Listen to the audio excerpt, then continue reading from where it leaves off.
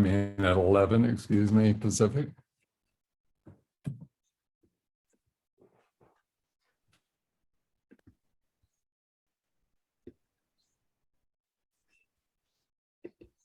Greetings from the land of the ancestral land of the Nooksack people, what is now Northwest Washington State. I'm Bill Pinar. I'm proud to host this pre-publication launch of Engaging Currere Toward Decolonization by Shauna Knox. My thanks to each of you for attending. Allow me to remind you that while you're listening, please mute your device. It's now my privilege to introduce George Washington University Professor Brian Casemore, who will introduce the participants. Brian. Thank you, Bill, for hosting this wonderful event today. And hello, everyone. Thank you for joining us. It's such a pleasure to see you here. I'd like to express my gratitude to Dr. Ying Ma as well for supporting the book launch and our conversation today. Our conversation will unfold as follows. Dr. Knox will begin by speaking about her book and reading an excerpt to orient us to her remarkable study. She will then be questioned by each of the three panel members. The panelists are Nina Asher from the University of Minnesota, Denise Taliaferro Baszile from Miami University, and Hongyu Wang from Oklahoma State University. After the dialogue prompted by the panelists' questions, we may have time for a few questions from others who have joined us today. The event is being recorded and will be uploaded to YouTube. You'll be able to find it by searching for Shauna Knox book launch, August 23rd, 2021. And as Bill noted, while you're listening, please mute your device. Shauna Knox began her career as a public school teacher in Washington, D.C. Following her 3-year tenure in the classroom, she joined the U.S. Department of Education, where she served as the department's only subject matter expert on human trafficking and child labor exploitation. She is now the chief of racial equity strategy at Associated Black Charities. Dr. Knox took her doctorate in curriculum and instruction under my supervision at the George Washington University, and it is my privilege today to present to you Dr. Shauna Knox. Thank you so much, Dr. Casemore, and thank you everyone for joining me. I feel very humbled, very excited, and I won't take any more of the time than I need to. So I'm going to be sharing just an excerpt from the work very shortly, one of the vignettes in the Currere Towards Decolonizing methodology. In our first 3 years of high school, first through third form to be precise, we used the history book, Man, Civilization, and Conquest, written by a British historian in 1971. The book began with a discussion of Homo sapiens, canvassed early civilizations, Greece and Rome, Christianity and Islam, the Renaissance and the Reformation, and exploration and conquest, but made no material mention of the island of Jamaica, not even a peripheral allusion in the book's index. The word Jamaica is not in this book. I wonder now why over the course of 3 years in a class of 40 students, the question of our complete absence from our history never amounted to so much as a question. Did we not notice our own omission, or were we invisible even to ourselves? Mr. Wendt was the most exciting teacher I'd ever had. He made our history facts into Jeopardy questions, but now I think of this as disturbingly sinister. With memories of him inviting us to relish in our ability to remember dates while we forgot ourselves, believing there was nothing worth writing down about who we are. I do want to emphasize here, this wasn't one of many history class options. This was presented to us as history itself, and we were not a part of it. I chose this colonizing injury because it is my earliest memory of being complicit in my own invisibility, a pattern I subconsciously continued into my adulthood. It brought to mind Ralph Ellison's Invisible Man, in which he writes from the perspective of a Black protagonist. I am invisible, understand? Simply because people refuse to see me. Like the bodiless heads you see sometimes in circus sideshows, it is as though I've been surrounded by mirrors of hard, distorting glass. When they approach me, they see only my surroundings, themselves, or figments of their own imagination. Indeed, everything and anything except me. Ellison describes the damage inflicted on the marginalized subjectivity purely on the grounds of being unseen by the other.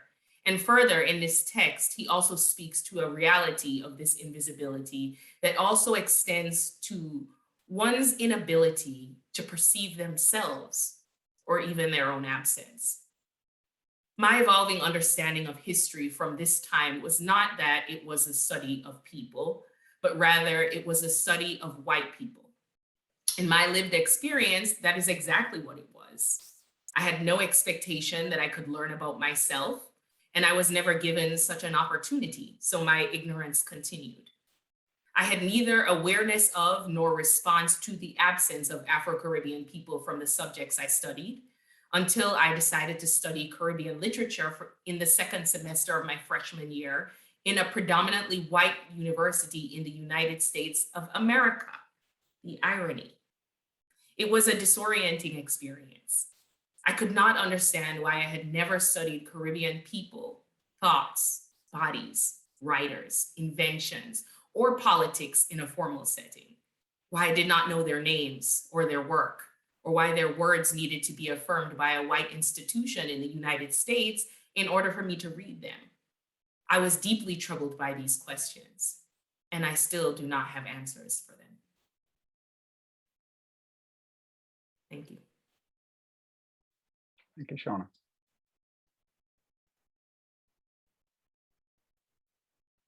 Ying, will you, I believe we'll post the questions now.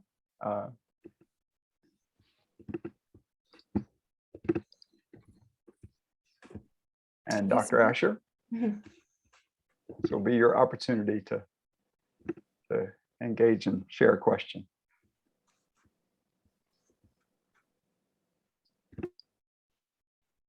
Would you like me to go ahead? Yes, please do. Thank you. Thank you.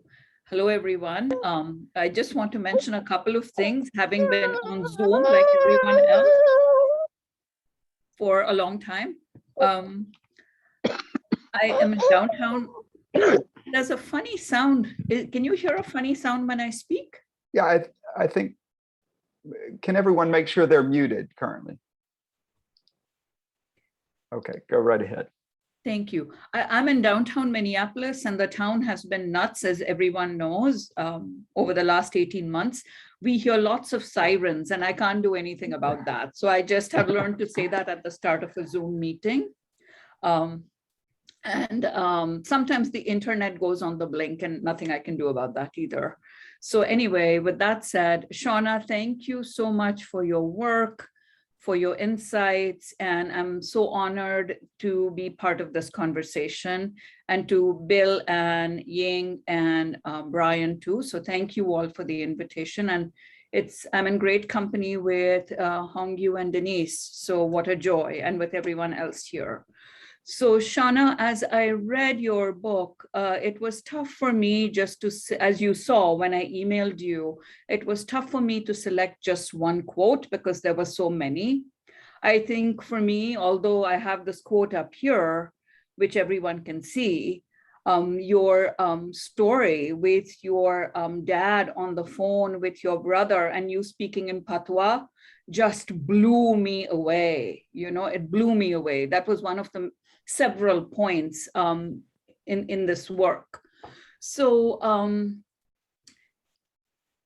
I don't know that I need to read the quote out. Would people like me to read it out, or are we good with it being there, up there for everyone? It might help to read it. Okay. Nina, yeah. Sure. In this autobiographical third space, both the historical fact of the use of psychoanalysis as a tool for colonization and the sincere fact of its fundamental usefulness in the rehumanizing of the colonial subject can be fulsomely embraced. In this way, psychoanalysis is both the evil of the colonizer and the virtue of the colonized being fighting to be free, perhaps more method than matter in operation.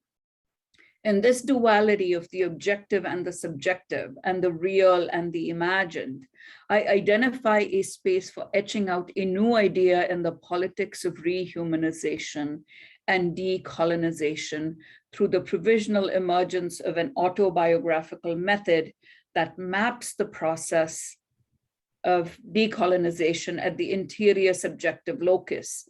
One is able to push in out of time, academic genre, geographical space, constructed race, and silenced gender in pursuit of what is true and what's possible for the colonized subject. Do we have the questions up? Thank you. There we go. Yeah. Great. So my question was, what to Shauna, to the author here, to Dr. Knox, what encouragement would you offer to scholars, students, teachers in transnational contexts? What cautions? In other words, about which aspects of decolonization are you most hopeful? Why?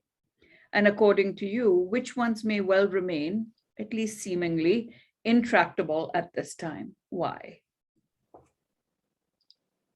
Dr. Asher, thank you for this question. And so much of your work has shaped my work. So thank you very much. That's a high compliment.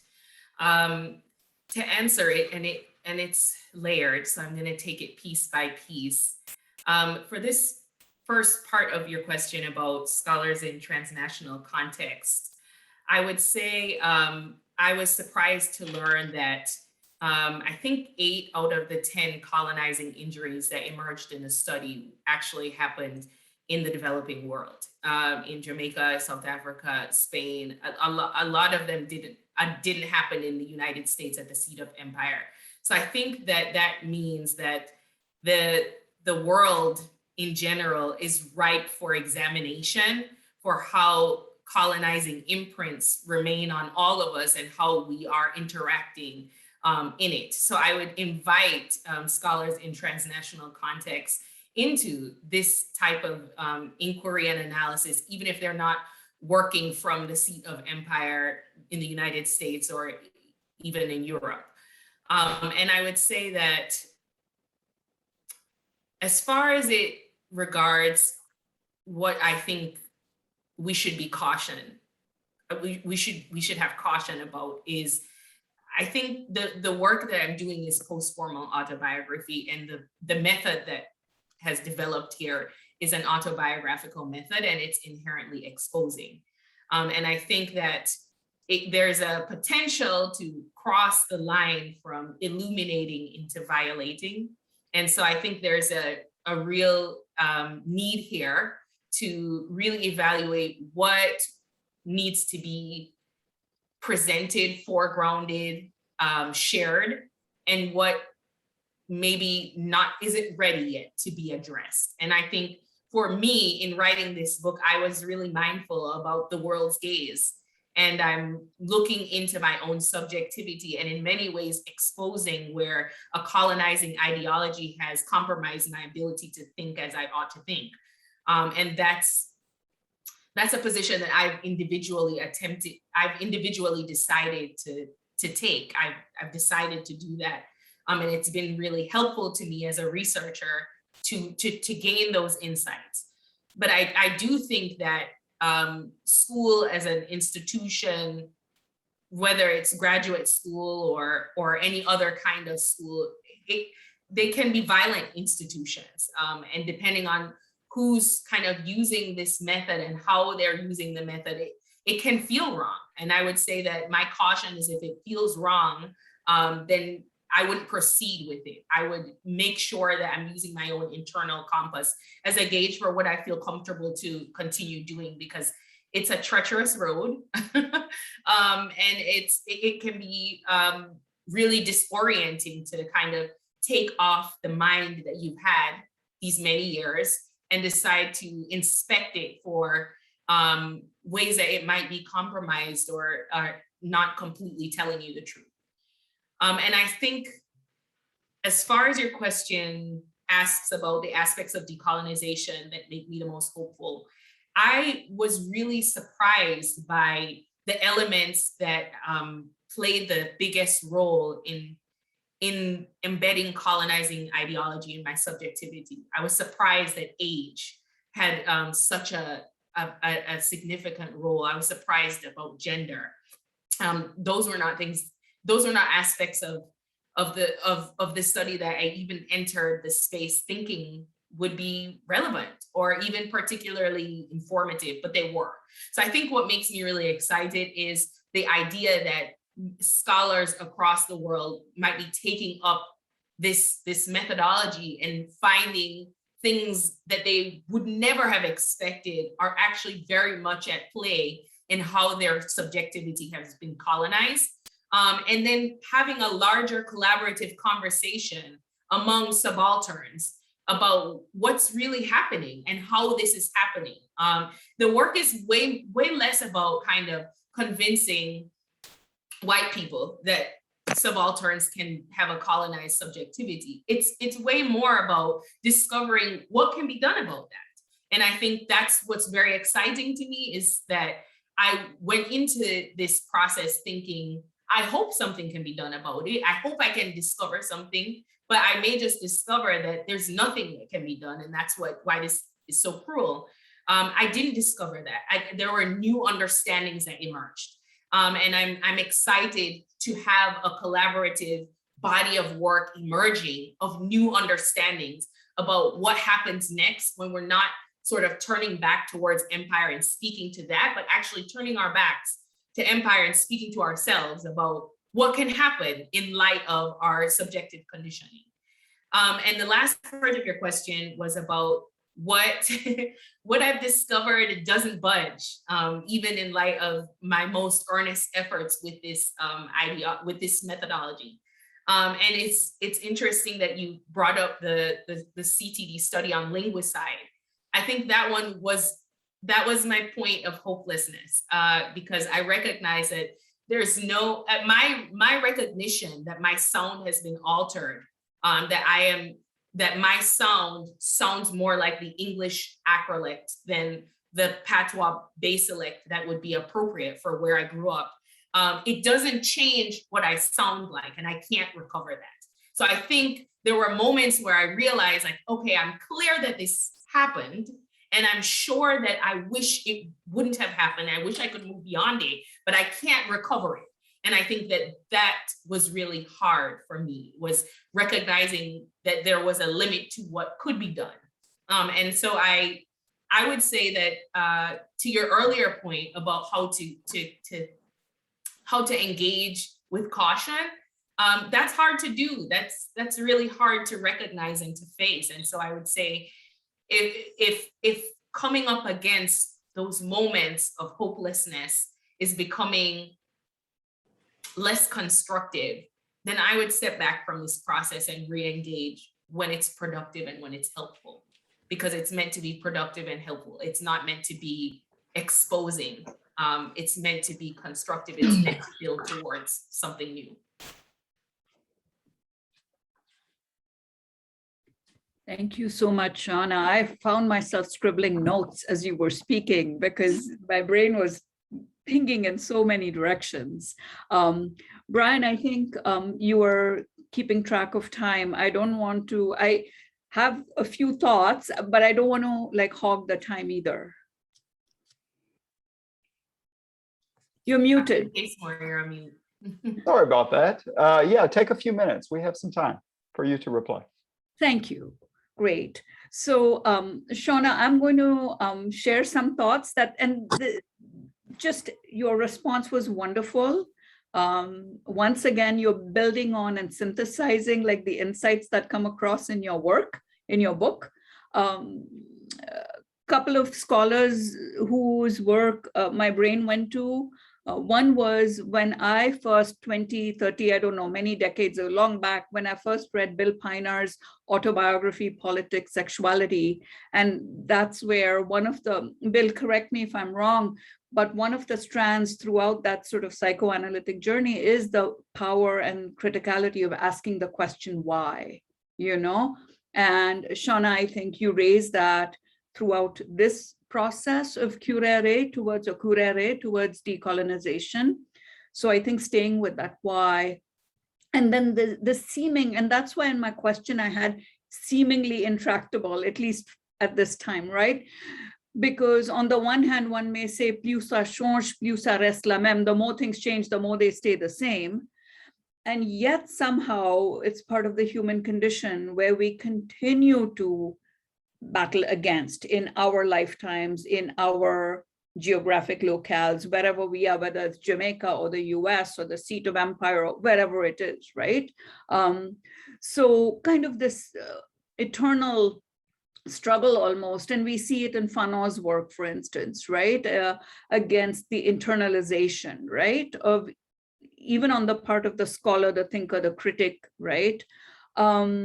And then transnationalism. So certainly your work, and certainly I think in today's time. So I will stop with just two notes that are, they're not directly connected with your book. That said, I think they're directly connected with the work you're doing, Shauna, you know. So one of the things that really has come home to me, I haven't figured it out, and I'm happy to talk more with anybody who has figured it out. Yeah, but through these 18 months or so of being on Zoom, one of the things I found I am doing is exactly this. I find myself attending many panels and webinars on Zoom, and there's very interesting transnational now conversations that electronic channels are offering us, right? People are scheduling things between, say, Europe and Asia and the North American continent with multiple times indicated, right? So conversations with regard to the subaltern and subalternity in different contexts in the 21st century. What would that look like? What would be the fractures and what would be the convergences? Because both are always there, right? And I can think of several instances in relation to that, right? But I won't, I mean, okay, one quick last note. Wilkerson's book, which Oprah pre-sold for her, you know, because it was highly recommended or part of Oprah's book club, the work on caste, right? Her 2020 book. It's really interesting that she was writing this book before COVID hit the globe. And she's making a connection in terms of caste. Whether or not one fully agrees with her arguments or not is a separate issue. One of the things that struck me is that she's bridging 3 continents, right? So I think, Shauna, your book is beautifully timed, and I think you're touching upon several strands that people are taking up in ways that, as a scholar, I can't say that I've encountered, say, in the first 2 decades of my work, right? So I'll stop there, and I'm happy to hear your thoughts on my ramblings. No, thank you. I think this idea of transnationalism and thinking about subalternity in, I guess, Gramsci's rendering it as, you know, people who have decided to accept in the societal order without any contest that they are marginalized or other. I think in this moment, there is an awakening that's happening everywhere, that we're reconsidering everything. And I think that as we're kind of made to bear witness to what I guess Claudia Rankin refers to as unsayable events, as we are made to kind of sit and internalize them, I think that what's happening is an expression is coming out of that hasn't previously existed. And I think that it's internationally generative because we're all kind of witnessing each other's suffering in a way. And I think that that changes the imperative for the moment, what's most critical, what's most important, and how it might be achieved. And I think in a way, we're able to kind of bridge together really tangibly that we're all having a similar experience that we all need to address.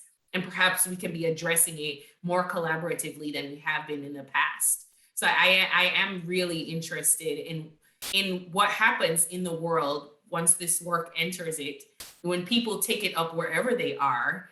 And I do hope that that starts a type of conversation that, to your earlier point, we haven't seen before. Thank you so much, Shauna and Nina. Really appreciate it. Denise, this will be your opportunity to share a response and question. Thank you. Good afternoon, everyone. I am pleased to be here, excited to have the invitation. So Bill, Brian, Ying, and of course, Shauna, and of course, sitting with Nina and Hongyu. I am super excited and appreciative. And Shauna, as you know, I think I've said this to you a few times already. I think this is work that's like been long overdue. It is the work that I have always been doing and winding my way through slowly. So it's, you know, it's impactful to see it come together on a page, in a book, in a way that I just think was just really powerful. And I agree with Nina, like absolutely timely in this moment. I think, you know, we are definitely, well, I always think we're in some sort of, you know, give and take between revolution and evolution of our values, of ourselves, of, you know, as Grace Lee Boggs might say, this sort of evolution toward becoming more humane human beings. And I think that is absolutely this moment. And the only way deeper into that, I think, is this work.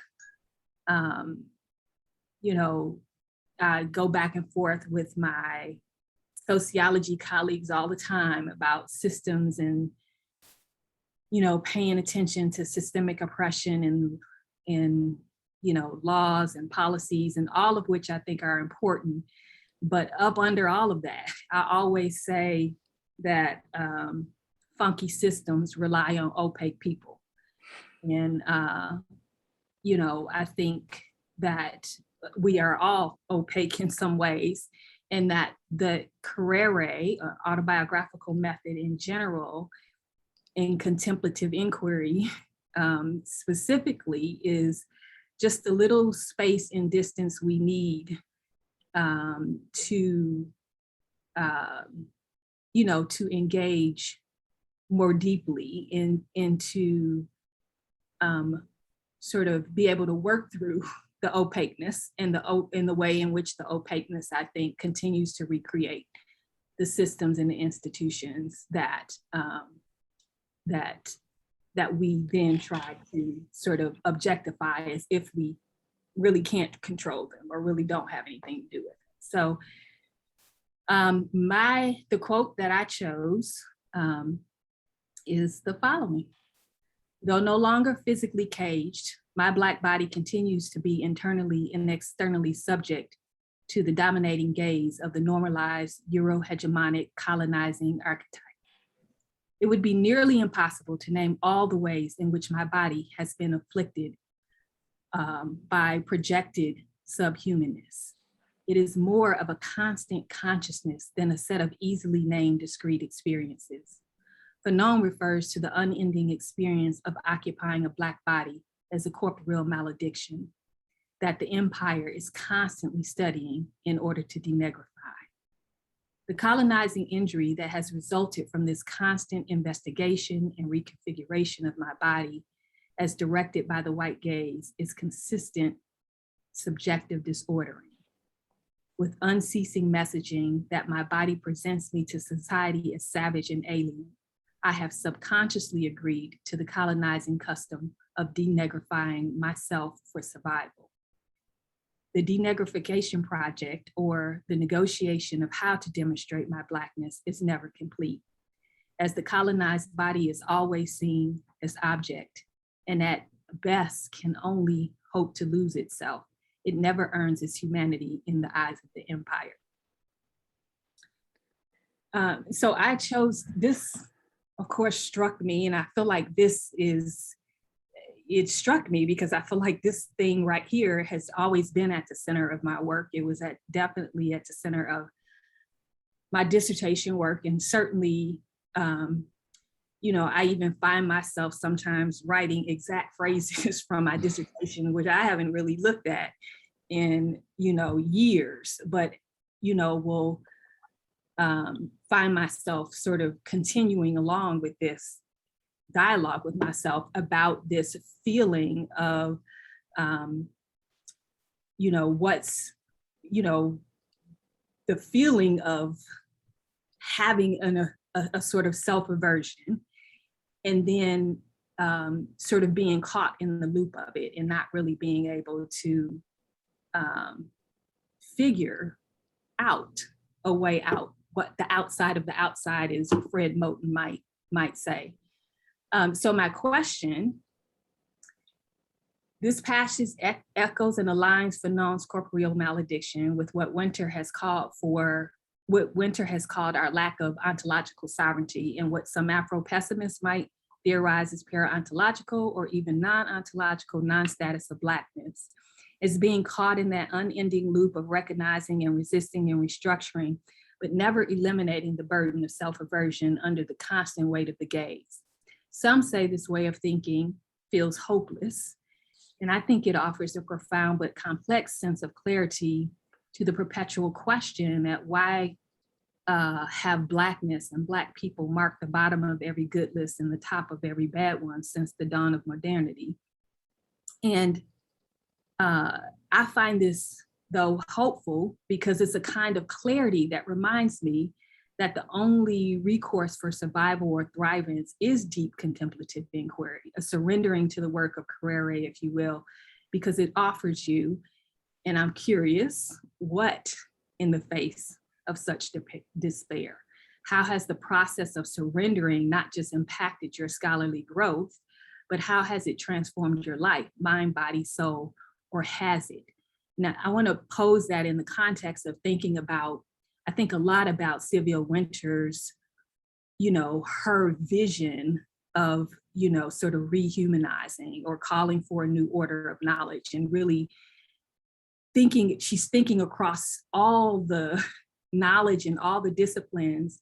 And I think, in Western culture, we certainly have been very mind, body, soul disparate in sort of, we think of those things in very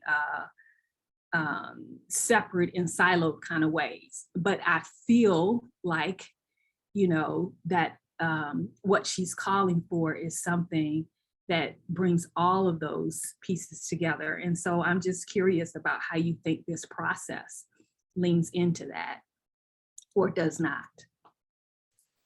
Thank you for that question. It's so thoughtful, Dr. Baszile. And again, thank you for your work because I have done so much thinking about it.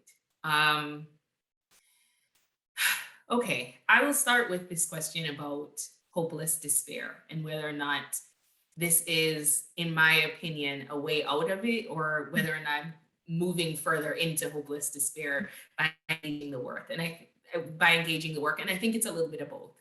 I think I started with that vignette about self-reflexive invisibility because, in a way, I was unbothered by what I did not see or think about, but it was still operating in my subjectivity without my awareness. And it was doing things that I believed to be destructive, even though I was not having an active response to my absence.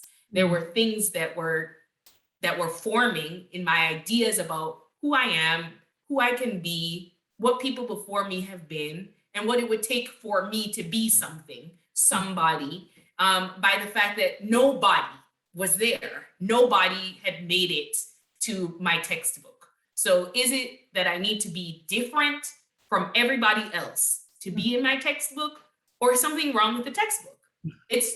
So I think it's damaging to think that I have to be so different. I need to be exceptionally different from everyone else like me to have, to your point, gained humanity. I think that may not feel bad to me, but it is bad. And so I think that this is not an exercise in hopeless despair, but it acknowledges that there is a despair in recognizing that I studied for a long time before I ever ran into myself in my study. I had really deep conversations with my best friend before I started the program. And we ask the question all the time: where are we in it? We're doing anthropology, sociology. Where are we? How are we not turning up? We're doing those subjects.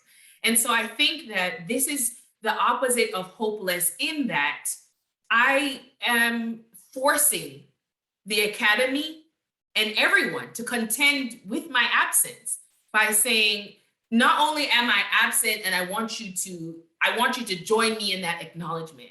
I'm saying it's so important that I not remain absent. That here's a method for bringing me into visibility for myself, and then the entire structure or system has to contend with the fact that I am here now and I recognize that I wasn't there before. And something's wrong with that. And so it allows me to engage in a very difficult, frustrating, disappointing conversation and dialogic from a place of being informed about where I am. So I think in that way, it's hopeful. I think what I love about Currere is it's not just hopeful in the way that I am theorizing around my absence, and in that way, avoiding really grappling with what's really wrong on the very personal, internal level, where I am actually exposing parts of my mind that are not working the way they should, because it's been convinced to think in a way that it shouldn't. That's harder, because I'm working within an academy that looks at me and has made an immediate decision that I probably don't have anything of value to add, which is why most of the people who look like me are not a part of it. We're not a part of what's happening here. So coming into that discussion and saying, here's what's wrong, it feels frightening. It feels counterintuitive to do that. But I think it's the only real step towards humanity, is just to take off the performance of it. That would allow me to kind of mimic what would be necessary to come into visibility, and instead to really become visible to myself. And I think writing into those wounds and writing into those fissures, those limitations, really allowed me those insights, like where the slippages were happening. It was embarrassing to write about those slippages. It was embarrassing to acknowledge places where I have a belief system, but this colonizing ideology is so potent that my belief system is still contending with it inside of my own mind. And so then I'm not easily able to distinguish between the problematic other and the victim of myself, but I'm rather saying I can see where that invasion is now a part of my own consciousness. And so I need to address it. So I think that it feels like I have a level of agency and autonomy that makes me hopeful, while I face things that make me hopeless from time to time. And I think to your other part of your question about surrendering to the process and how it's impacted my scholarly growth and transformed my life, I think it certainly has transformed my life. I mean, I use the intersubjectivities of Blackness and womanism and third worldism to begin the journey of understanding myself, of studying myself, studying my people. And I think I'll never even be able to go back to a place before that. It's inherently affirming. And it's so important to me now that it's kind of reshaped what I may have thought I was interested to do in this world, because I think this is so important that I'm kind of digging my heels in here and saying, this is my contribution. This is where I want to make, my voice heard, is in this place where we can acknowledge that there's colonization of subjectivity. What could be done about it? And I think everything kind of issues from that for me now. So it's hard to articulate exactly how I'm different, except perhaps that I'm different altogether. Yeah, and maybe just even, you know, like I know I've been thinking about this myself a lot lately about, you know, just being in these cycles of constant resistance and, you know, always being in fight mode, and trying to sort of pull back and think about the ways in which first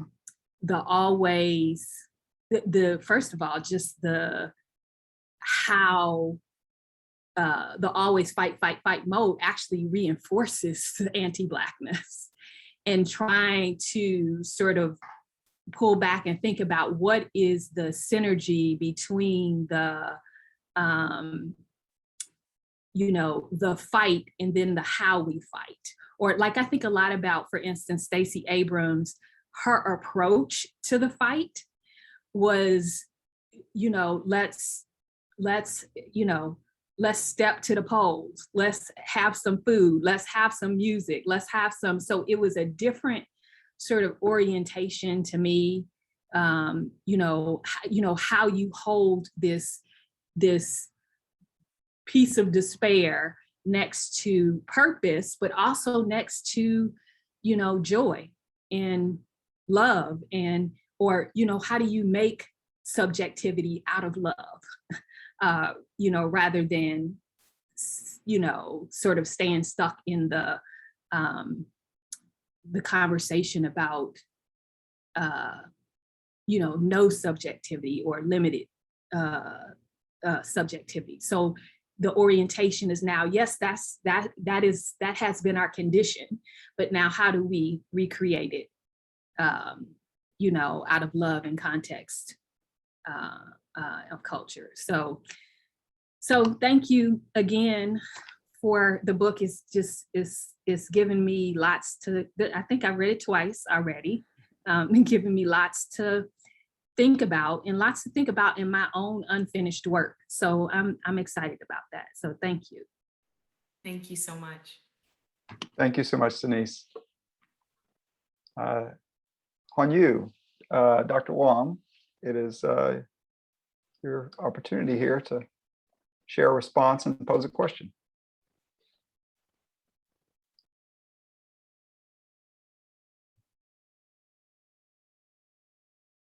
I think you're muted, Hongyu.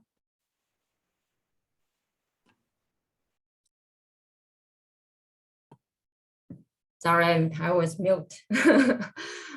Well, thanks everybody, Bill, Denise, Nina, Brian, and particularly Shauna, for this remarkable and wonderful book. It's an honor and privilege to be part of this conversation. And particularly, I really want to say that it's such a touching work, and also a courageous work that I really admire for your ability to do that, you know, in this particular historical moment, because it's easier to look at the system and structure, if I can echo both Nina and Denise, but particularly Denise. It's easier to do that, but it's much more difficult to engage the internal landscape. And subjectivity is the term that we use here. And in my own philosophical framework, we use the term personhood. And it's very, it's extraordinary in a sense, in being able to work from within, particularly related to the project of decolonization. It's difficult to really look at the colonial imprint in the body, mind, soul, spirit of everybody, particularly the colonized, because of the way that it operates in society and in culture. And so I think the in-depth analysis, and I took one of your analysis for the last case study. You have had a full case study. All of them really show very in-depth and complicated analysis that engaging both the personal and the social layer of issues. So I really appreciate in this particular time that such a great work can be shown to the public. And in a way, by publishing it, you are already engaging the decolonizing work as you advocate, because it can inspire others to engage with the inner work, which is important. So I put this quote, and it's very difficult to find one quote which has general implication. But this is at the end of your case study. I think it's also reiterated throughout all your case study. I hope this study makes disturbingly tangible the lived experience of colonization and its attempt reversal in making plain disguises that have disordered me. Shame is lifting, and I'm more animated to expose the dangers of staring at us, but never seeing us. I have the least control in this study to prevent the colonial action that results a colonial ideology, but exposing is its own kind of liberation. I spared no detail in this study, determined that the watcher must also be touched by the violent and graphic nature of the gaze, and this in itself a restorative subjective act. And I particularly like what you have done throughout your engagement in the book, in the sense of being authentic with the self and with the world. Spared no detail in this study, so let the lived experience itself touch people and move people to engage with the world in a different way. You have already talked about this, and I'm going to ask you more in the question in terms of the study itself as an autobiographical study. You cannot prevent, cannot change the structures of society that still is heavily permeated by colonizing ideology. But the interesting thing is to think about a little bit more about between the self and the social or the political. So I'm going to ask you a question and make a little bit more comments as I ask you the question.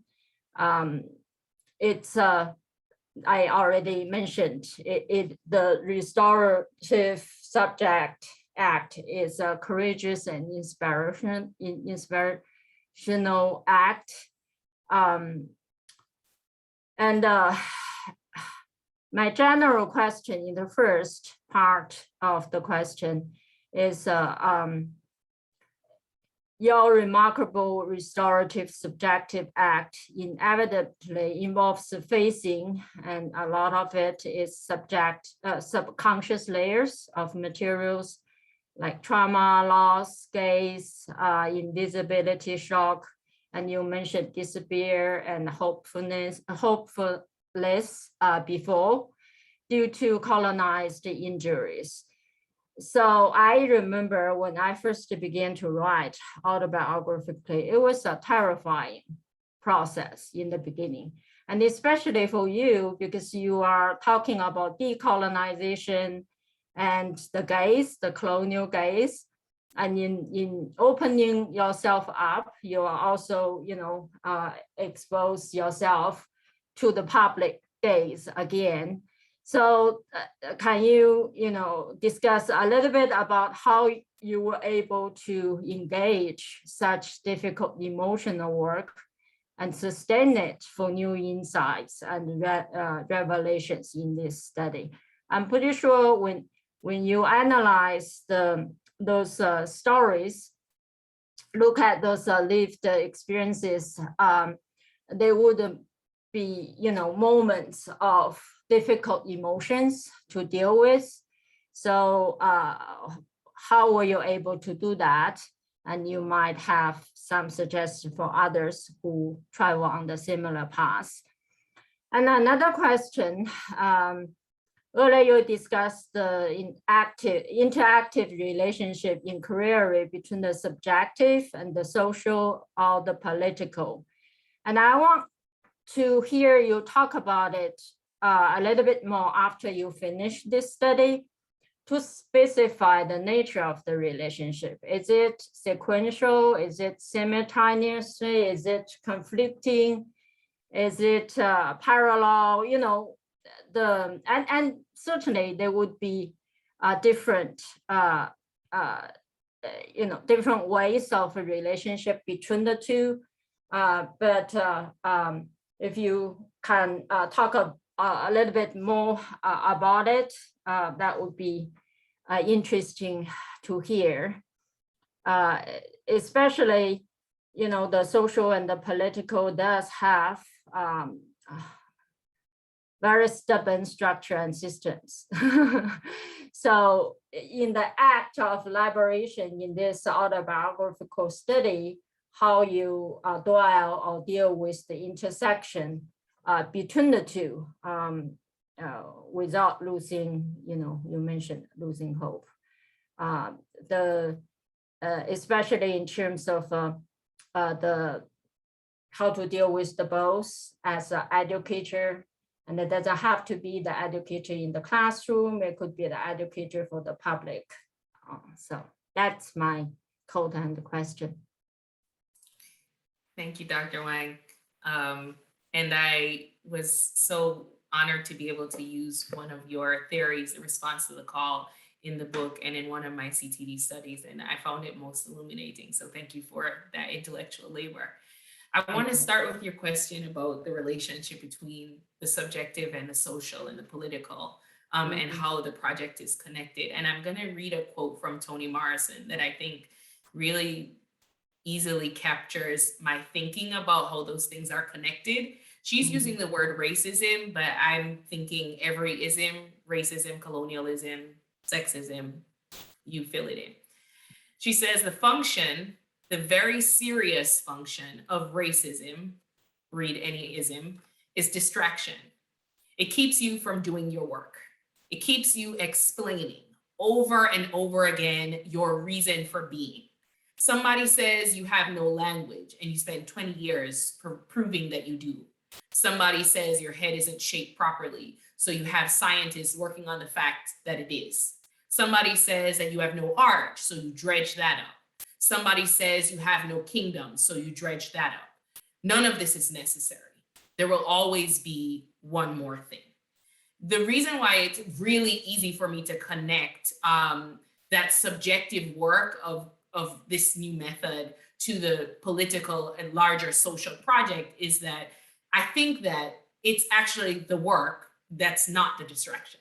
I think that actually internally doing that reflection and analysis of where my thoughts end and a colonizing ideology begins, how that's harmful to me and then the world around me. I think that that's the thing that changes the world. and me trying to articulate why that method is important, or whether or not other people ought to engage it, or whether or not I'm affirmed enough in order to be acknowledging of it, is what I think Toni Morrison is getting at. It's just, it's distracting.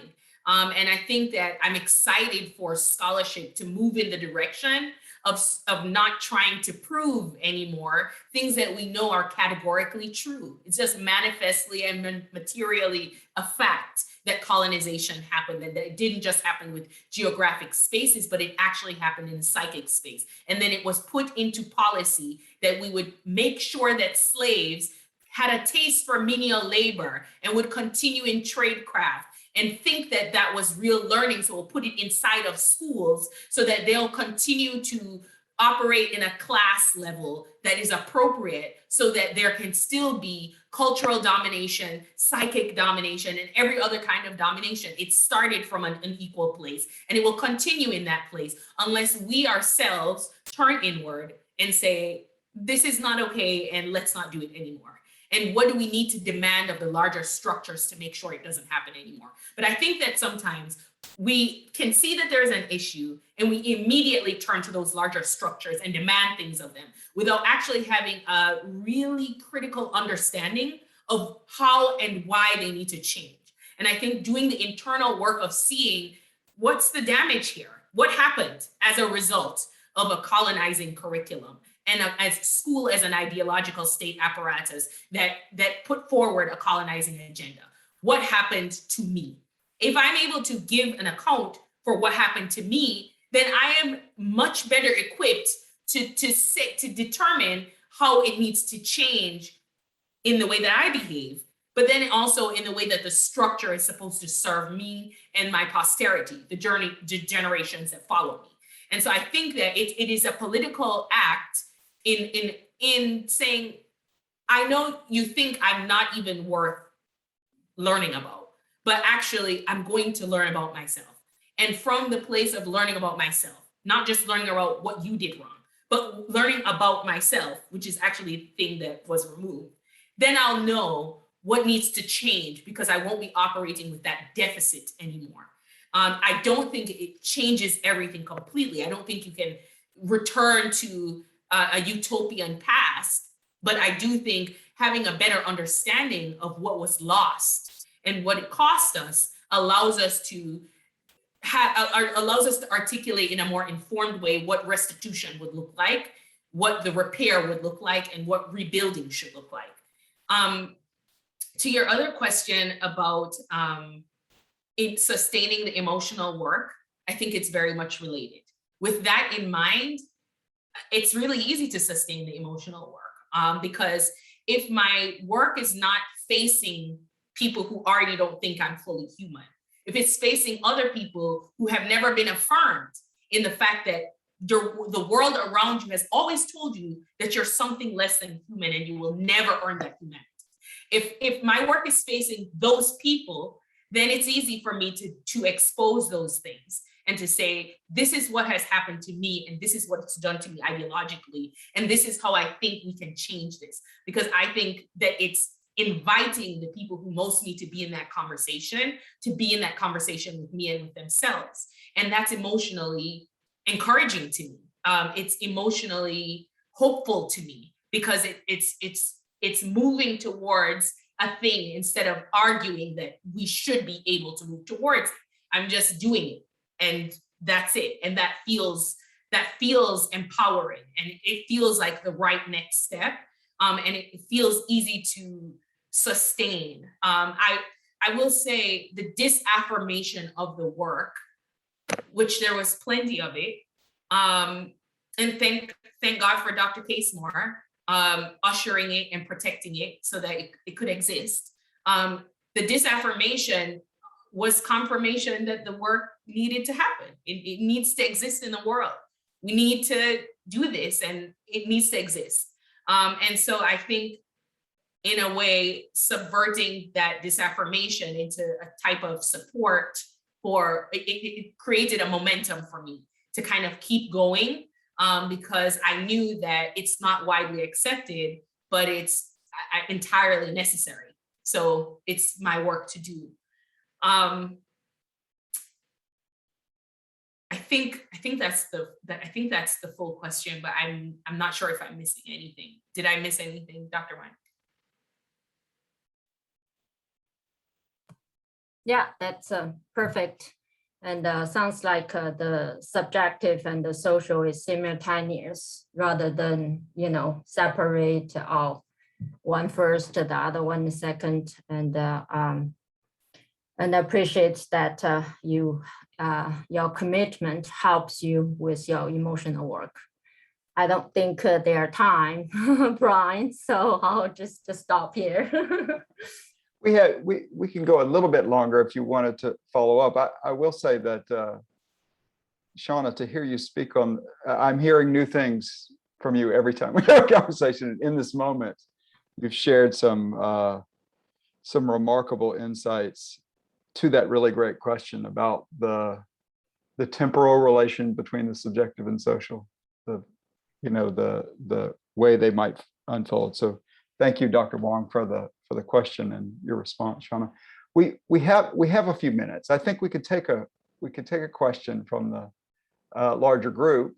I'm not sure how the hand raising would happen, or Shauna, perhaps you could look to the group to see. Maybe we could say in the chat if anyone has a question that we might follow up. Or how about just unmute and pose it if you're so inclined.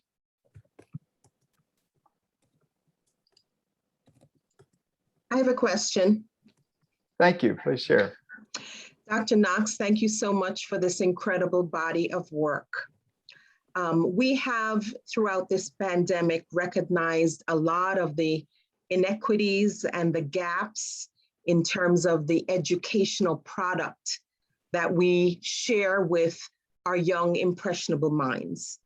This work causes us as adults to pause and say, there are holes in this picture. How do you think, or what do you think some next steps could be in the broader educational discussion as we look at curriculum and what curriculum should actually be doing in a more just and equal society where we bring the stories and the identities and contributions of others into learning? That's a great question, Auntie Nat. Thank you for asking. Let's see. So I initially embarked on the project thinking that it would invariably prove that the things that have been removed from the curriculum should simply just be restored to it. And then we can start from that place because that logically followed for me. And what I learned, and I'll take the original vignette that I shared at the very beginning. In that study, though there was a presence of the fact that I am studying this history book and I am not present in the history book, that deserves its own analysis. But also I'm interested in my own niches in that reality being completely normal for me. So what actually happened over time for the people who did have that experience? Perhaps they started in preschool, in first grade, looking through the books for, which one am I? Where am I? In the book, that's what naturally happens. That's developmentally appropriate. And then at some point, I must have stopped looking because I don't recall having that be a question. And so I think that before I can really say what I think will need to change about the curriculum, I want a fuller understanding of that self-reflexive invisibility that issued from the absence in the first place, because I would hate to recommend a solution that's falls short of what's needed now. I think there's really exciting things happening at the nexus of education and developmental traumatology now, where people are looking at the neurobiology of trauma and how it prevents a person from learning. And I think that I know that decolonization is a psychic trauma. So I have so many, it's almost like my thoughts about what would need to happen to change those pathologies epigenetically and otherwise, those maladaptations will definitely require that we are acknowledged. But I think something more than acknowledgement is necessary at this point. And there are confluence of different intersubjective wounds that we're dealing with now over a series of generations that need to be really carefully attended to. So I mean, the short and easy answer is we need to be represented in our curriculum.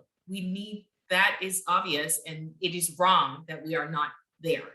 But more than that, we owe a debt to children who have been studying and never seen themselves. And there's a lot more to be done than simply putting things back into the curriculum now. It's like, how can the curriculum rebuild what it has torn down? That's a larger conversation that I don't feel equipped to speak to, but I'm interested in. Thank you, Natalie. Time for one more question, and then we will ruminate on all that has been shared today. It's Carolyn Cooper from Jamaica. Hi, Carolyn. And I thank you for inviting us to this wonderful session. I just want to ask Dr. Knox how replicable she thinks her research might be in the Caribbean. Dr. Cooper, what an honor. Thank you so much for your scholarship that has informed so much of this book and the other one that I'm working on. So thank you so much for this question. Yes, I think it's completely replicable in the Caribbean, because I think actually most of the data that I use in the methodology issued from my memory of experiences that I had while I was in Jamaica. And I think that it's an important critical turn to reassess what we're doing, what's normative, what's missing. You have fascinating work on the Baszile and the acrolect of English versus Patois, and how we're using that, how we think about it, and how that forms our subjectivity over time in our rejection of it, and the information we're not able to access because we refuse to operate in something that is inherently ours. I think that doing this work will perhaps allow an internal interrogation that will allow people to see what those blockages are that make it so intolerable that we would think to put Jamaican Standard language in schools, or to think through why we still say things like the country was better off when we were a colony. There are some turns that we make that in our thinking that have remained uninterrogated. And I think rather than doing that socially, which I think people are more apt to do, an internal interrogation would be really necessary and helpful at this point. I'm reminded right now of a case that was in the newspaper in Jamaica in 2020 of a little girl who was going to school and had locks. And the school disallowed her from continuing to attend because it was a health concern. And so the Jamaican High Court upheld that decision that she would not continue in her school because her locks were not admissible. And I think we have a lot of our own work to do, and this is a method for doing that work, and really considering how we're making those decisions, how we're ending up in those places. And I think it will enrich those discussions and cause us to kind of reflect differently as we engage in them. Thanks very much for that absolutely persuasive answer. Got it, my girl, got it. Thank you. a little Jamaican that needs to be in this conversation. What a privilege to have you here, Dr. Cooper. Thank you so much for sharing your response and question. I think that's a wonderful place to bring our conversation to an end. I want to thank everyone for attending. Thank you, Bill, for hosting the event, and Dr. Ma for helping out the conversation. Nina, Denise, and Hongyu, your questions were magnificent and will urge us forward as we think about decolonizing Currere. So thanks so much, and congratulations, Dr. Knox, on the launch of your book. Thank you so much. Thanks, everyone.